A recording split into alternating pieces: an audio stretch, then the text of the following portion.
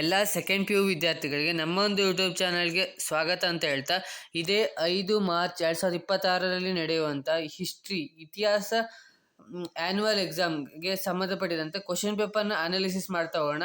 ಇದರಲ್ಲಿ ಇರುವಂಥ ಕ್ವಶನ್ಸ್ಗಳು ರಿಪೀಟ್ ಆಗುವ ಚಾನ್ಸಸ್ ಇದೆ. ಅಷ್ಟೇ ಆದರೆ ಇದೇ ಕ್ವಶನ್ ಪೇಪರ್ ಬರುವ ಚಾನ್ಸಸ್ ಕೂಡ ಜಾಸ್ತಿ ಇದೆ ಅಂತಲೇ ಹೇಳ್ಬೋದಾಗಿದೆ. ಅದ್ರ ಬಗ್ಗೆ ಎಲ್ಲದರ ಬಗ್ಗೆ ಈ ಒಂದು ವಿಡಿಯೋದಲ್ಲಿ ಡಿಸ್ಕಸ್ ಮಾಡ್ತಾ ಹೋಗೋಣ. ಅದಕ್ಕಿಂತ ಮುಂಚೆ ನೀವೇನಾದರೂ ಫಸ್ಟ್ ಟೈಮ್ ನಮ್ಮೊಂದು ಯೂಟ್ಯೂಬ್ ಚಾನಲ್ ನೋಡ್ತಾ ಇದ್ದರೆ ವಿಡಿಯೋಗೊಂದು ಲೈಕ್ ಕೊಡಿ. ಹಾಗೆ ಚಾನಲ್ನ ಸಬ್ಸ್ಕ್ರೈಬ್ ಮಾಡ್ಕೊಂಡಿಲ್ಲ ಅಂದರೆ ಸಬ್ಸ್ಕ್ರೈಬ್ ಮಾಡಿಕೊಂಡು ವಿಡಿಯೋನ ಶುರು ಮಾಡೋಣ. ಮೊದಲನೇದಾಗಿ ಕನ್ನಡ ಮತ್ತು ಇಂಗ್ಲೀಷ್ ಎರಡು ಮೀಡಿಯಮ್ದು ಕ್ವಶನ್ ಪೇಪರು ನನ್ನ ಹತ್ರ ಇದೆ. ಸೊ ಅದನ್ನು ನಿಮಗೆ ಕಂಪ್ಲೀಟಾಗಿ ಡಿಸ್ಪ್ಲೇ ಮಾಡ್ತಾ ಹೋಗ್ತೀನಿ, ಹಾಗೆ ಎಕ್ಸ್ಪ್ಲೇನ್ ಮಾಡ್ತಾ ಹೋಗ್ತೀನಿ. ನೀವು ಕಂಪ್ಲೀಟಾಗಿ ನೋಡ್ತಾ ಹೋಗಿ, ವಿಡಿಯೋನ ಸ್ಕಿಪ್ ಮಾಡೋಕ್ಕೆ ಹೋಗಬೇಡಿ. ಮೊದಲನೇದಾಗಿ ಇದೇ ಪ್ಯಾಟ್ರನಲ್ಲಿ ಬರ್ಬೋದು, ಇದೇ ಕ್ವಶನ್ ಕೂಡ ರಿಪೀಟ್ ಆಗೋ ಚಾನ್ಸಸ್ ತುಂಬ ಇದೆ. ಒತ್ತಿ ಹೇಳ್ತಿದ್ದೀನಿ, ವಿಡಿಯೋನ ಸ್ಕಿಪ್ ಮಾಡಿದ್ದು ಕರೆಕ್ಟಾಗಿ ನೋಡಿ. ಇದರಿಂದ ನಿಮಗೆ ತುಂಬ ಹೆಲ್ಪ್ ಆಗುತ್ತೆ. ಯಾರೆಲ್ಲ 8ಗೆ ಸ್ಕೋರ್ ಮಾಡಬೇಕಂತಿದ್ರೆ ಅವರಿಗೂ ಹೆಲ್ಪ್ ಆಗುತ್ತೆ. ಯಾರೆಲ್ಲ ಜಸ್ಟ್ ಪಾಸ್ ಆಗಬೇಕಂತಿದ್ರೆ ಅವರಿಗೂ ಕೂಡ ಹೆಲ್ಪ್ ಆಗುತ್ತೆ. ಮೊದಲನೇದಾಗಿ ಭಾಗ ಎ ಅಂದರೆ ಕೊಟ್ಟಿರುವ ಉತ್ತರಗಳಿಗೆ ಸರಿಯಾದದನ್ನು ಆರಿಸಿ ಬರೆಯಿರಿ ಅಂತ ಇರುತ್ತೆ. MCQ ಕ್ವಶನ್ಸ್ ಇರುತ್ತೆ, 5 ಕ್ವಶನ್ಸ್ ಇರುತ್ತೆ. 5 ಕ್ವಶನ್ಸ್ನು ಕೂಡ ಎಲ್ಲರೂ ಅಟೆಂಡ್ ಮಾಡಿ. ಇದನ್ನು ಯಾರು ಕೂಡ ಬಿಡಕ್ಕೆ ಹೋಗಬೇಡಿ. ಈಗ ಮೊದಲನೇ ಕ್ವಶನ್ ನೋಡೋದಾದರೆ, ನಾಣ್ಯಶಾಸ್ತ್ರ ಎಂದರೇನು ಅಂತ ಅದೇ. ನಾಣ್ಯಶಾಸ್ತ್ರ ಅಂದರೆ ಸಿಂಪಲಾಗಿ ಕ್ವಶನ್ನಲ್ಲೇ ಇದೆ, ನಾಣ್ಯಗಳ ಅಧ್ಯಯನನೇ ನಾಣ್ಯಶಾಸ್ತ್ರ. ಇದೇ ಆನ್ಸರು. ನೆಕ್ಸ್ಟ್ ನೋಡೋದಾದರೆ, ಸಿಂಧೂ ಜನರ ಪ್ರಧಾನ ದೇವತೆ ಯಾರು ಅಂತ ನೋಡೋದಾದರೆ, ದುರ್ಗಾ ದೇವತೆ ಅನ್ನೋದು ಸಿಂಧೂ ಜನರ ಪ್ರಧಾನ ದೇವತೆ. ಇನ್ನು ಶಿವಾಜಿ ಕಿರೀಟಧಾರಣೆಯಾದ ವರ್ಷ ಯಾವುದು ಅಂತ ಕೇಳಿದರೆ, ಇದು 1674ರಲ್ಲಿ ಶಿವಾಜಿ ಕಿರೀಟಧಾರಣೆಯನ್ನು ಮಾಡಿರ್ತಾರೆ, 1674. ಓಕೆ. ನೆಕ್ಸ್ಟು, ವೇದಗಳ ಹಿಂದಿರುಗಿ ಎಂಬುದನ್ನು ಇವರು ಪ್ರಸಿದ್ಧ ಕರೆ. ಯಾರ ಪ್ರಸಿದ್ಧ ಕರೆ? ಸರ್ ಸೈಯದ್ ಅಹಮದ್ ಖಾನ್ ಅವ್ರದ್ದು ವೇದಗಳ ಹಿಂದಿರುಗು ಎಂಬುದು ಪ್ರಸಿದ್ಧ ಕರೆ ಆಗಿರುತ್ತೆ. ನೆಕ್ಸ್ಟ್ ನೋಡೋದಾದರೆ, ಸರಿಯಾದ ಹೇಳಿಕೆಯನ್ನು ಗುರುತಿಸಿ. ಇದು ಏನಂದರೆ, ಇದು ಯಾವ್ದು ಹೇಳಿಕೆ ಸರಿ ಇದೆ ಅಂತ ನೀವು ಗುರುತಿಸಬೇಕು. ಇದಕ್ಕೆ ಎ ಆನ್ಸರು.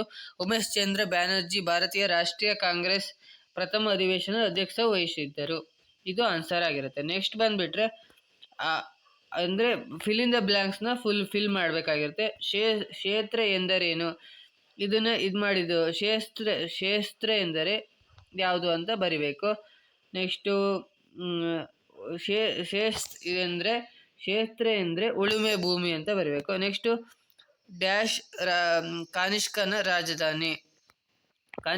ರಾಜಧಾನಿ ಯಾವುದು? ಲಾರ್ಡ್ ವಿಲಿಯಂ ಬೇಟಿಕ್ ಅಂತ ಬರಿಬೇಕು. ನೆಕ್ಸ್ಟು, ಅಕ್ಬರ್ ಸ್ಥಾಪಿಸಿದ ಹೊಸ ಧರ್ಮ ಯಾವುದು ಅಂದರೆ ಪುರುಷಪುರ ಅಂತ. ಸಹಾಯಕ ಸೈನ್ಯ ಪದ್ಧತಿ ಜಾರಿಗೊಳಿಸಿದ ಬ್ರಿಟಿಷ್ ಗವರ್ನರ್ ಯಾರು ಅಂದರೆ ಲಾರ್ಡ್ ವೆಲ್ಲೆಸ್ಲಿ. ನೆಕ್ಸ್ಟು, ಸಂಪತ್ತಿನ ಸೋರಿಕೆ ಸಿದ್ಧಾಂತವನ್ನು ಪ್ರತಿಪಾದಿಸಿದವರು ದಾದಾಬಾಯಿ ನವರೋಜಿ. ಇಷ್ಟೇನು ಬರೆದ್ರೆ ಇದಕ್ಕೆ ನಿಮಗೆ 5 ಮಾರ್ಕ್ಸ್ ಸಿಗುತ್ತೆ. ನೆಕ್ಸ್ಟ್, ಕೆಲವನ್ನು ಹೊಂದಿಸಿ ಬರೆಯಲಿ ಅಂತ ಇರುತ್ತೆ. ಟಾಲಮಿಗೆ ಯಾವ ಇದು ಕರೆಕ್ಟ್ ಆಗತ್ತೆ ಅನ್ನೋದನ್ನು ನೀವು ನೋಡಿ ಬರಿಬೇಕಾಗಿರುತ್ತೆ. ಟಾಲಮಿಗೆ ಯಾವುದು ಕ್ಲಾಸಿಕ್ ಅದನ್ನು ಕರೆಕ್ಟಾಗಿ ನೋಡ್ಕೊಳ್ಳಿ. ನೀವು ಕರೆಕ್ಟಾಗಿ ಬುಕ್ಕಲ್ಲಿ ನೋಡಿಬಿಟ್ಟು ಯಾವುದು ಸೂಟ್ ಆಗುತ್ತೆ ಅಂತ ನಿಮಗೆ ಬಿಟ್ಟಿರ್ತೀನಿ. ಇದಿಷ್ಟು ಕರೆಕ್ಟಾಗಿ ನೋಡ್ಕೊಳ್ಳಿ. ಇದೇ ರೀತಿಯ ಕ್ವಶನ್ಸ್ಗಳು ರಿಪೀಟ್ ಆಗೋ ಚಾನ್ಸಸ್ ಜಾಸ್ತಿ ಇದೆ. ಹಾಗೆ ಇದೇ ಕ್ವಶನ್ ಪೇಪರ್ ಬರೋ ಚಾನ್ಸಸ್ ಜಾಸ್ತಿ ಇದೆ. ಪದೇ ಹೇಳ್ತಾ ಇದ್ದೀನಿ, ಈ ಕ್ವಶನ್ ಪೇಪರ್ನ ಕರೆಕ್ಟಾಗಿ ನೋಡ್ಕೊಳ್ಳಿ. ನೆಕ್ಸ್ಟು, ಕೆಳಗಿನ ಪ್ರಶ್ನೆಗಳಿಗೆ ಪ್ರತಿಯೊಂದಕ್ಕೆ ಒಂದು ಪದ ಅಥವಾ ಒಂದು ವಾಕ್ಯದಲ್ಲಿ ಉತ್ತರಿಸಿ ಅಂತ ಇರುತ್ತೆ. ಮೌರ್ಯರ ರಾಜ್ಯದ ಲಾಂಛನ ಯಾವುದು? ಅದು ಒಂದು ವಾಕ್ಯದಲ್ಲಿ ಉತ್ತರಿಸಿ. ನಿಮ್ಮ ಕ್ವಶನ್ ಬ್ಯಾಂಕಲ್ಲಿ ಇರುತ್ತೆ, ನೋಡ್ಕೊಳ್ಳಿ. ಕೊಡುವಲೈ ಎಂದರೇನು? ನೆಕ್ಸ್ಟ್, ಸಿಖ್ಖರ ಪವಿತ್ರ ಗ್ರಂಥ ಯಾವುದು? ಝಾನ್ಸಿ ರಾಣಿ ಲಕ್ಷ್ಮೀಬಾಯಿ ಬ್ರಿಟಿಷರ ವಿರುದ್ಧ ಏಕೆ ದಂಗೆ ಎದ್ದಳು? ಕರ್ನಾಟಕದ ಕೇಸರಿ ಎಂದು ಪ್ರಸಿದ್ಧವಾದವರು ಯಾರು? ಈ ಥರ ಇರುತ್ತೆ. ನೆಕ್ಸ್ಟು, ಕೆಳಗಿನ ಯಾವುದಾದರೂ 8 ಪ್ರಶ್ನೆಗಳಿಗೆ ಪ್ರತಿಯೊಂದು 2 ಪದ ಅಥವಾ 2 ವಾಕ್ಯದಲ್ಲಿ ಉತ್ತರಿಸಿ. 8 ಪ್ರಶ್ನೆಗಳಿಗೆ ಬರೀಬೇಕು, 2 ಪದಗಳಲ್ಲಿ ಬರೀಬೇಕು. ಕ್ವಶನ್ಸ್ನ ಹಿಂಗೆ ಸ್ಕ್ರೋಲ್ ಮಾಡ್ತಾ ಹೋಗ್ತೀನಿ, ನೀವು ಕಂಪ್ಲೀಟಾಗಿ ನೋಡ್ಕೊಳ್ತಾ ಹೋಗಿ. ನಾನು ಇದರಲ್ಲಿ ಬೌದ್ಧ ಧರ್ಮದ ಪಂಥಗಳನ್ನು ಹೆಸರಿಸಿ. ಇದು ತುಂಬ ಸತಿ ರಿಪೀಟ್ ಆಗಿದೆ. ಈ ಕ್ವಶನ್ಸ್ನ ನೋಡ್ಕೊಳ್ಳಿ. ಇದೇ ಕ್ವಶನ್ ಪೇಪರ್ ಬಂದರೆ ನಿಮಗೆ ತುಂಬ ಖುಷಿಯಾಗುತ್ತೆ. ಸೊ ಇದು ಬರೋದು ಚಾನ್ಸಸ್ ಜಾಸ್ತಿ ಇದೆ. ಬೌದ್ಧ ಧರ್ಮದ ಪಂಥಗಳನ್ನು ಹೆಸರಿಸಿ ಅಂದರೆ ನನಗೆ ಸ್ವಲ್ಪ ಎಕ್ಸ್ಪೀರಿಯನ್ಸ್ ಇರೋದ್ರಿಂದ ನಾನು ಹೇಳ್ತಾ ಇದ್ದೀನಿ. ಸೊ ನೆಕ್ಸ್ಟು, ಆರನೇ ವಿಕ್ರಮಾದಿತ್ಯನ ಆಸ್ಥಾನದ ಕವಿ ಯಾರು, ಅವರ ಕೃತಿಗಳನ್ನು. ಈ ಥರದ ಕ್ವಶನ್ ತುಂಬ ಬರ್ತಾ ಇರುತ್ತೆ, ನೋಡ್ಕೊಳ್ತಾ ಹೋಗಿ. ಶಿವಾಜಿ ಮೇಲೆ ಪ್ರಭಾವ ಬೀರಿದ ಇಬ್ಬರು ವ್ಯಕ್ತಿಗಳನ್ನು ಹೆಸರಿಸಿ. ಈ ಥರದ್ದೆಲ್ಲ ಕ್ವಶನ್ಸ್ನ ನೋಡ್ಕೊಳ್ಳಿ. ಸ್ಕ್ರೋಲ್ ಮಾಡ್ತಾ ಇದ್ದೀನಿ, ನಿಧಾನಕ್ಕೆ ನೋಡ್ಕೊಳ್ತಾ ಹೋಗಿ. ನೆಕ್ಸ್ಟು ಬ್ರಹ್ಮ ಸಮಾಜ ಸ್ಥಾಪನೆಗೊಂಡಿದ್ದು ಎಲ್ಲಿ ಮತ್ತು ಯಾವ ವರ್ಷ, ಅದನ್ನು ನೋಡ್ಕೊಳ್ಳಿ. ಕೆಳಗಿನ ಯಾವುದಾದ್ರೂ 2 ಪ್ರಶ್ನೆಗಳಿಗೆ 15ರಿಂದ 20 ವಾಕ್ಯಗಳು ಉತ್ತರಿಸಿ. 2 ಪ್ರಶ್ನೆಗಳಿಗೆ ಉತ್ತರಿಸಬೇಕು.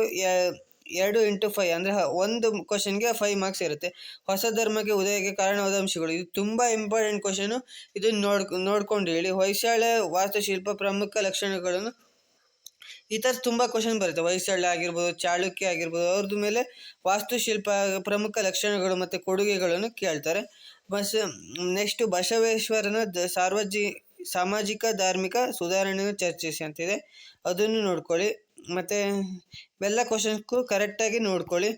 ಭಾಗ ಡಿಗೆ ಬಂದರೆ ಇದು 10 ಮಾರ್ಕ್ಸಿನ ಕ್ವಶನ್ಸ್ ಇರುತ್ತೆ. 2 ಕೋಟೆಡ್ನ ಕ್ವಶನ್ಸ್ನ ಅಟೆಂಡ್ ಮಾಡಬೇಕು.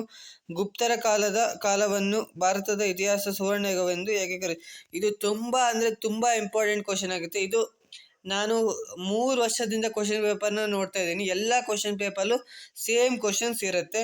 ನೆಕ್ಸ್ಟು ಅಲಾವುದ್ದೀನ್ ಖಿಲ್ಜಿಯ ಸಾಧನೆಗಳನ್ನು ವಿವರಿಸಿ ಅಂತಿದೆ, ಇದು ಕೂಡ ಇಂಪಾರ್ಟೆಂಟು. ಇದು ತುಂಬ ಅಂದರೆ ಇಂಪಾರ್ಟೆಂಟು. ಸರ್ ಎಂ ವಿಶ್ವೇಶ್ವರಯ್ಯನವರ ಆಧುನಿಕ ಮೈಸೂರು ಅಂತ ಇದೆಯಲ್ಲ, ಅದು ತುಂಬ ಇಂಪಾರ್ಟೆಂಟ್ ಆಗುತ್ತೆ. ಭಾರತದ ರಾಷ್ಟ್ರೀಯ ಚಳವಳಿ ಗಾಂಧೀಜಿಯವರ ಪಾತ್ರವನ್ನು ಚರ್ಚಿಸಿ, ಇದು ಕೂಡ ತುಂಬ ಇಂಪಾರ್ಟೆಂಟು. ಇದರಲ್ಲಿ ಯಾವುದೋ 2 ಕ್ವಶನ್ನ, ಇದರಲ್ಲಿ ನೀವು 3 ಕ್ವಶನ್ನ ಕಲ್ತೀರಿ. ಇದರಲ್ಲಿ ಇದೇ ಕ್ವಶನ್ ಪೇಪರ್ ಬಂದರೆ ನಿಮ್ಗೆ ಲಕ್ ಅಂತಲೇ ಹೇಳ್ಬೋದು. ಇಲ್ಲ, ಇದರಲ್ಲಿ 4 ಕ್ವಶನಲ್ಲಿ 2 ಕ್ವಶನ್ ಪಕ್ಕಾ ಬಂದೇ ಬರುತ್ತೆ, ಚಾನ್ಸ್ ತುಂಬ ಜಾಸ್ತಿ ಇದೆ. ನೆಕ್ಸ್ಟ್ ಘಟನೆಗಳನ್ನು ಕಾಲಾನುಕ್ರಮದಲ್ಲಿ ಬರೀರಿ, ಅಂದರೆ ಇಸ್ವಿಗಳನ್ನು ನೆನ್ಪಿಟ್ಕೋಬೇಕಾಗುತ್ತೆ. ಇದನ್ನು ಕರೆಕ್ಟಾಗಿ ನೆನ್ಪಿಟ್ಕೊಂಡು, ಈ ಕಳಿಂಗ ಯುದ್ಧ ಯಾವಾಗಾಗಿದ್ದು, 1ನೇ ಪಾಣಿಪತ್ ಕದನ ಯಾವಾಗಾಗಿದ್ದು ಅನ್ನೋದು ಕರೆಕ್ಟಾಗಿ ಆರ್ಡರ್ ವೈಸ್ ಬರೀಬೇಕು. ಸೂಚನೆ ಕೆಳಗಿನ ಪ್ರಶ್ನೆ, ಅಂದರೆ ಇದು ಮ್ಯಾಪನ್ನು ಗುರುತಿಸಬೇಕು. ನಿಮಗೆ ಮ್ಯಾಪ್ ಕೊಟ್ಟಿರ್ತಾರಲ್ಲಿ, ಮ್ಯಾಪ್ನಲ್ಲಿ ಗುರುತಿಸಿ ಆ ಮ್ಯಾಪಲ್ಲಿ ಇರುವಂತಹ, ಇಲ್ಲಿ ಕೊಟ್ಟಿದ್ರಲ್ಲ, ಇದಿಷ್ಟು ಬಗ್ಗೆ ಬರಿಬೇಕು. ಯಾರೆಲ್ಲ ಪಾಸ್ ಆಗಬೇಕಂತಿದ್ರೆ ಇದಿಷ್ಟು ಎಷ್ಟು ಇದೆಯೋ ಅಷ್ಟು ನಿಮ್ಮ ಬುಕ್ಕಲ್ಲಿ ಕೊಟ್ಟಿರ್ತಾರಲ್ಲ ಅಷ್ಟನ್ನು ಕೂಡ ಕರೆಕ್ಟಾಗಿ ಕಲೀರಿ. ಅದ್ರ ಬಗ್ಗೆ 2 ಲೈನು ಬರೆದ್ರೆ ಸಾಕು. ನೆಕ್ಸ್ಟು ಕೆಳಗಿನವುಗಳಿಗೆ ಒಂದು ಪ್ರಶ್ನೆಗೆ 10 ಮಾರ್ಕ್ಸ್ ಇರುತ್ತೆ, ಒಂದು ಬರೀಲೇಬೇಕಿದು. ಇಮ್ಮಡಿ ಪುಲಿಕೇಶಿ ಸಾಧನೆ ವಿವರಿಸಿ, ಇಲ್ಲಾಂದರೆ ವಿಜಯನಗರ ಕಾಲದ ಧರ್ಮ, ಸಾಹಿತ್ಯ, ಕಲೆ, ವಾಸ್ತುಶಿಲ್ಪವನ್ನು ವಿವರಿಸಿ. ಇದರಲ್ಲಿ ಯಾವ್ದಾದ್ರು ಒಂದು ಕ್ವಶನ್ ಬರೀಲೇಬೇಕು, ನೀವು ಅಟೆಂಡ್ ಮಾಡಲೇಬೇಕು. 10 ಮಾರ್ಕ್ಸ್ ಇರುತ್ತೆ. ಇದು ಕನ್ನಡ ಮೀಡಿಯಂ ಕ್ವಶನ್ ಪೇಪರ್ ಆಗಿತ್ತು. ಸೇಮ್ ಇಂಗ್ಲೀಷ್ ಮೀಡಿಯಮ್ದು ಕ್ವಶನ್ ಪೇಪರ್ ಇದೆ. ಸೊ ಜಸ್ಟು ಈ ಥರ ಸ್ಕ್ರೋಲ್ ಮಾಡ್ತಾ ಹೋಗ್ತೀನಿ, ನೀವು ನೋಡ್ಕೊಳ್ತಾ ಹೋಗಿ. ಇದು ಫಸ್ಟು ಮಲ್ಟಿಪಲ್ ಚಾಯ್ಸ್ ಕ್ವಶನ್ಸ್ ಆಗಿರುತ್ತೆ. ಈ ಥರ ಸ್ಕ್ರೋಲ್ ಮಾಡ್ತಾ ಹೋಗ್ತೀನಿ, ನೋಡ್ಕೊಳ್ತಾ ಹೋಗಿ. ಇದು ಫಿಲ್ ಇನ್ ದ ಬ್ಲಾಂಕ್ಸ್ ಆಗಿರುತ್ತೆ. ಇದು ಮ್ಯಾಚ್ ದ ಫಾಲೋವಿಂಗ್ ಆಗಿರುತ್ತೆ. ಇದು ಒನ್ ವರ್ಡ್ ಆನ್ಸರು. ನೆಕ್ಸ್ಟ್ ಇದು 2 ವರ್ಡ್ ಆನ್ಸರು. ಈ ಕ್ವಶನ್ ಪೇಪರ್ ಬೇಕಂದರೆ ನಾನು ಟೆಲಿಗ್ರಾಮ್ ಚಾನಲ್ ಹಾಕಿರ್ತೀನಿ, ಟೆಲಿಗ್ರಾಮ್ ಚಾನಲ್ ಲಿಂಕ್ನ ಡಿಸ್ಕ್ರಿಪ್ಷನ್ ಕೊಟ್ಟಿರ್ತೀನಿ. ಇದು 50 to 20 ಸೆಂಟೆನ್ಸ್ ಆನ್ಸರು. ಇದು 5 ಕ್ವಶನ್ಸ್ನ ಅಟೆಂಡ್ ಮಾಡಬೇಕು. Next answer any 2 questions. ಇದು 2 × 10 ಮಾರ್ಕ್ಸ್ ಕ್ವಶನ್ನು. 2 ಕ್ವಶನ್ನ ಆನ್ಸರ್ ಅಟೆಂಡ್ ಮಾಡಬೇಕು.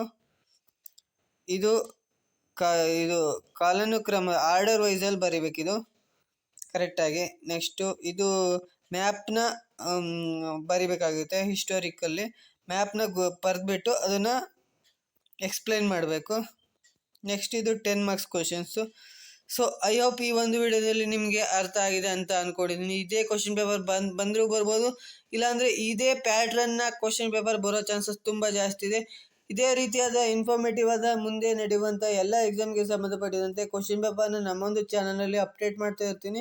ಅದಕ್ಕೋಸ್ಕರ ನಮ್ಮ ಒಂದು ಚಾನಲ್ನ ಲೈಕ್ ಮಾಡಿ, ಶೇರ್ ಮಾಡಿ, ಹಾಗೆ ಸಬ್ಸ್ಕ್ರೈಬ್ ಮಾಡಿ. ಈ ವಿಡಿಯೋ ನಿಮ್ಮ ಫ್ರೆಂಡ್ಸ್ಗೆ ಹೆಲ್ಪ್ ಆಗುತ್ತೆ ಅಂದರೆ ಶೇರ್ ಮಾಡೋದನ್ನು ಮರಿಬೇಡಿ ಅಂತ ಹೇಳ್ತಾ ವಿಡಿಯೋನ ಎಂಡ್ ಮಾಡ್ತಿದ್ದೀನಿ. Thank you for watching.